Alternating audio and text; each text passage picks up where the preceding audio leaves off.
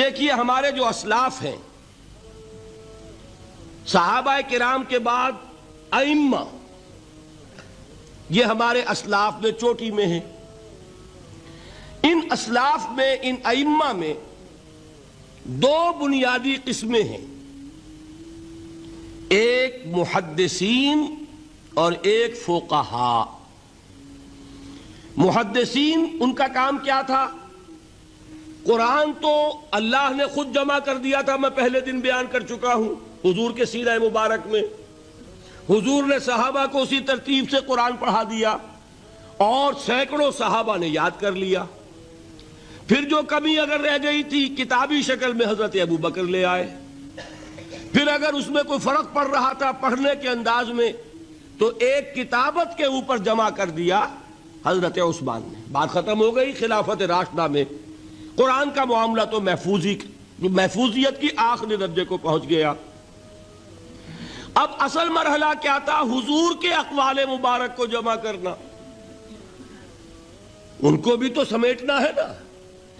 صحابہ ہیں، منتشر ہو گئے ہیں، کوئی صحابی کوفے چلے گئے، کوئی صحابی دمشق چلے گئے، کوئی کہیں چلے گئے، کوئی کہیں چلے گئے۔ میزبان رسول جو ہے وہ دفن ہے قسطنطنیہ کی فصیل کے باہر، حضرت ابو ایوب انصاری رضی اللہ تعالی عنہ۔ اب ان سب کے پاس، کسی کے پاس اتنی احادیث، کسی کے پاس اتنی احادیث، ان کو جمع کرنے کا کام، پھر چھان پھٹک کرنے کا کام، پھر مرتب کرنے کا کام، یہ کس نے کیا؟ محدثین کرام نے۔ بہت بڑے محسن ہیں اس امت کے محدثین کرام، پوری زندگیاں کھپائیں۔ ایسا بھی ہوا ہے ایک صحابی مدینے سے چلتے ہیں، ایک محدث مدینے سے چلتے ہیں، انہیں معلوم ہوتا ہے کہ ایک صحابی دمشق میں ہے، ایک حدیث وہ بیان کرتے ہیں، ذرا باریک بات ہے سمجھ لیجئے گا۔ ان کو وہ حدیث معلوم تھی، لیکن وہ حدیث 3 راویوں کے راستے سے آ رہی تھی۔ ان کے پاس جو حدیث تھی وہ 2 راویوں کے حوالے سے تھی۔ اب وہ جاتے ہیں اور وہ بیت المقدس کا اور وہ دمشق کا سفر کرتے ہیں صرف اس حدیث کو سننے کے لیے، سواری سے اترتے بھی نہیں۔ میں نے سنا ہے آپ حضور کی یہ حدیث بیان کرتے ہیں، جی ہاں، ذرا مجھے سنا دیجئے۔ سنا دیا، ویسے ہی اپنے اونٹ کی جو ہے گردن موڑ لی کہ واپس، بھائی اترو، ٹھہرو، قیام کرو۔ نہیں، میں صرف ایک حدیث رسول تم سے سننے کے لیے آیا تھا، میں اپنے اس سفر میں کوئی اور مقصد جمع نہیں کرنا چاہتا۔ یہ کام کیا محدثین نے۔ بہرحال میں اس وقت جمع و تدوین حدیث کے موضوع پر میری گفتگو نہیں ہے، لیکن چونکہ ہمارے اس جدید دور کے فتنوں میں ایک فتنہ ہے انکار حدیث کا۔ لوگ سمجھتے ہیں جیسے کہ ڈرائنگ رومز میں بیٹھے ہوئے آرام سے کتابیں پڑھتے ہیں، شاید ایسے ہی محدثین کا کام تھا۔ انہوں نے جس طرح زندگیاں لگائی ہیں اور جس طریقے سے حدیث کو جمع کرنے کے لیے مشقتیں جھیلی ہیں، اس کا آج ہم تصور نہیں کر سکتے۔ اچھا، وہ تو محدثین کرام ہیں، ان میں بھی اب ایک کا نام نوٹ کر لیجئے، چوٹی پہ کون ہے؟ امام بخاری، امام مسلم، امام ترمذی، امام احمد ابن حنبل، امام ابن ماجہ، امام ابو داؤد، سب ہیں، لیکن چوٹی پر رئیس المحدثین کون ہے؟ امام بخاری۔ اچھا، اب تیسرا طبقہ ہے ہمارے ہاں، دوسرا، وہ ہے فقہاء۔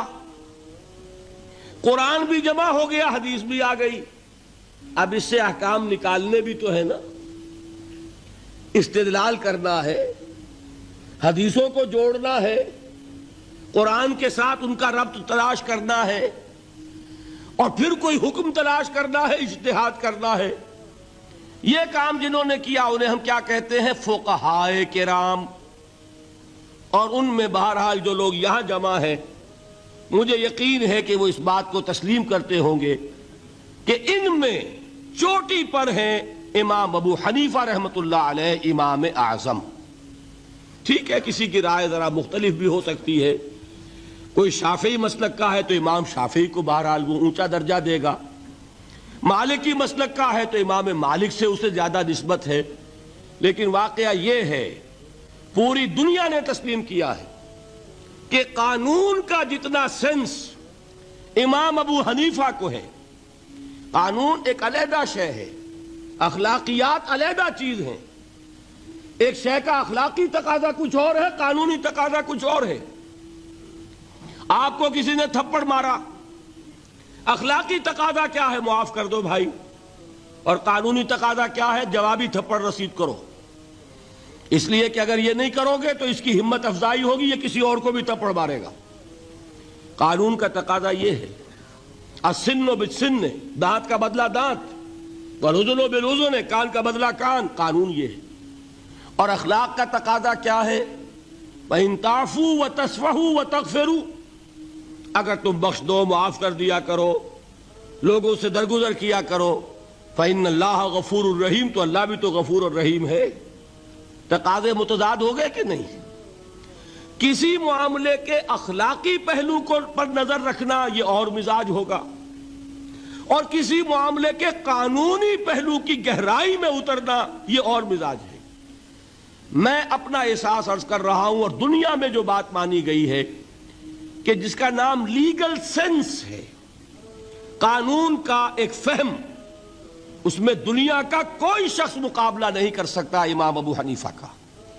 آپ صحابہ کو ان سے مستثنیٰ کر دیجئے، ظاہر بات ہے انبیاء اور رسولوں کا معاملہ نہیں ہے، تو باقی انسانی نوع انسانی کے اندر امام ابو حنیفہ کا پلے کا کوئی شخص، ان کے برابر کا کوئی شخص قانون کا فہم رکھنے والا آج تک پیدا نہیں۔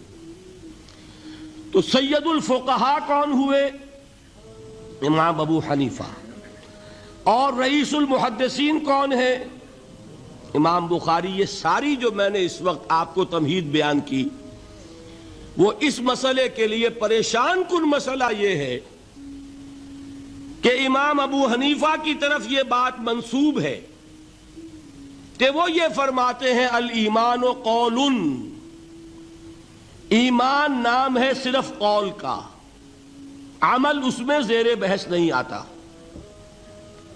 ولا یزید ولا ینقص، وہ ایمان نہ گھٹتا ہے نہ بڑھتا ہے۔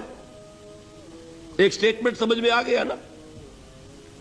اب دوسرا سٹیٹمنٹ سنیے، وہ ہے امام بخاری کا، رئیس المحدثین کا، الایمان قول وعمل، ایمان نام ہے قول اور عمل کے مجموعے کا، قول اور عمل دونوں چیزیں ایمان میں شامل۔ وَيَزِيدُ وَيَنْقُصُ، وہ گھٹتا بھی ہے بڑھتا بھی ہے۔ ایک مسلمان کو پریشان ہو جانا چاہیے کہ نہیں؟ ایمان جیسی بنیادی بات، سارا قصر تو یہیں سے تعمیر ہونا ہے، جڑ بنیاد ایمان ہے۔ ایمان کے بارے میں کوئی 14ویں صدی کے 15ویں صدی ہجری کے کوئی علماء ہوں، بڑے سے بڑے ہوں، ان کا اختلاف ہو جائے تو تشویش نہیں ہوگی۔ یہ کن کے درمیان اختلاف ہو رہا ہے؟ رئیس المحدثین امام بخاری اور سید الفقہاء امام ابو حنیفہ۔ اور کتنا بنیادی اختلاف، بظاہر متضاد باتیں، بظاہر کہہ رہا ہوں میں نے کہا تھا مجھے پہلے آپ کو پریشان کرنا ہے، پھر تاکہ آپ کی سمجھ میں بات آئے یہ پریشانی رفع کیسے ہوتی ہے، اسی سے علم میں اضافہ ہوتا ہے۔ بات جو ہے وہ گہرائی کے ساتھ سمجھ میں آتی ہے کہ مسئلہ پہلے سامنے ہو۔ مسئلے کی اہمیت سامنے نہیں ہوگی تو آپ توجہ اتنی نہیں کریں گے۔ تو دیکھیے تضاد کتنا ہے، بعد المشرقین جسے کہتے ہیں ہم اپنے محاورے میں، کہ ایک مشرق کی بات ہے تو دوسری مغرب کی ہے۔ الایمان قول، نہیں، الایمان قول وعمل، تضاد ہے نا۔ لا یزید ولا ینقص، نہیں، یزید وینقص۔ تو یہ تو معلوم ہوتا ہے کہ بہت زبردست اختلاف ہے جو حل نہیں ہو سکے گا۔ اللہ تعالیٰ کا شکر ادا کرتا ہوں، اس نے اس کا حل سمجھایا۔ اور کیسا سمجھایا؟ میں پورے انشراح صدر کے ساتھ کہہ رہا ہوں، اس میں کوئی تصنع نہیں، کوئی تکلف نہیں۔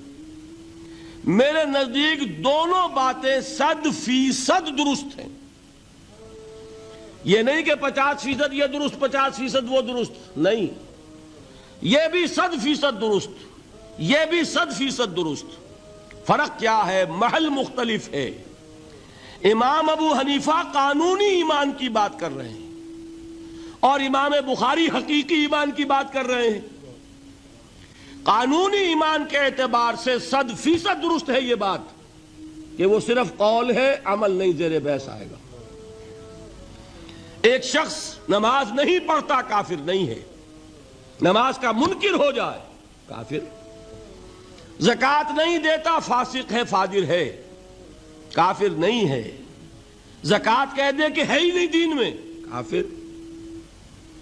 فرشتہ کس نے دیکھا کیا پتا کیسا ہوتا ہے؟ حضور نے بھی اصل فرشتہ اپنی اصل ملکی شکل میں صرف 2 دفعہ دیکھا ہے، ورنہ تو انسانی شکل میں آتا تھا یا نظر ہی نہیں آتا تھا. 2 باتیں تھیں، وہی ہو جاتی تھی، نظر کوئی نہیں آتا تھا، یا انسانی شکل میں نظر آیا. اصل ملکی شکل میں حضرت جبرائیل کو 2 مرتبہ دیکھا. وَلَقَدْ رَآهُ بِالْأُفُقِ الْمُبِينِ وَلَقَدْ رَآهُ نَزْلَةً أُخْرَى عِنْدَ سِدْرَةِ الْمُنْتَهَى. ایک مرتبہ افق مبین پر دیکھا، ایک مرتبہ سدرۃ المنتہا کے پاس جبرائیل اپنی اصل شکل میں ظاہر ہوئے. اب ظاہر بات ہے ہم نے تو نہیں دیکھا نا، لیکن ہم مانتے ہیں جبرائیل کو، مانتے ہیں فرشتوں کو. نہیں مانیں گے کافر ہو جائیں گے. تو معلوم ہوا کہ قانونی ایمان جس پر دار و مدار ہے کفر اور اسلام کا، اس کا کل دار و مدار صرف قول پر ہے، ماننے پر ہے، اقرار باللسان پر ہے. یہ بات آپ نے سنی ہوگی، امام ابو حنیفہ کا قول ہے 100% درست کہ گناہ کبیرہ سے بھی انسان کافر نہیں ہوتا. کبیرہ گناہ ہے، شراب پی ہے، کافر نہیں ہے. حد لگا دو. حضرت عمر نے اپنے بیٹے پر حد جاری کی. ایک مرتبہ مصر میں حد جاری ہو چکی تھی، لیکن حضرت عمر کو احساس ہوا کہ وہاں شاید رعایت کی گئی ہوگی خلیفہ کے بیٹے پر حد جاری کرنے میں، لہذا پھر بلایا اپنے پاس اور دوبارہ حد جاری کی. حد جاری کرو لیکن کافر نہیں ہوگا. اگر کسی سے زنا ہو گیا ہے، میں آپ کو واقعہ سنا چکا، غامدی خاتون، حد جاری ہو جائے گی، لیکن یہ کہ اس کو کافر نہیں کہہ سکتے. کافر کیا کہیں گے؟ میں تو سنا چکا آپ کو کہ ذرا کسی نے کہہ دیا بے حیا عورت تھی تو حضور نے کیسی ڈانٹ پلائی ہے، کتنا اس کا رتبہ بیان کیا ہے. اس نے تو وہ توبہ کی ہے کہ مگر مدینے کی پوری آبادی پر اس کو تقسیم کر دیا جائے تو سب کی نجات کے لیے کافی ہو جائے.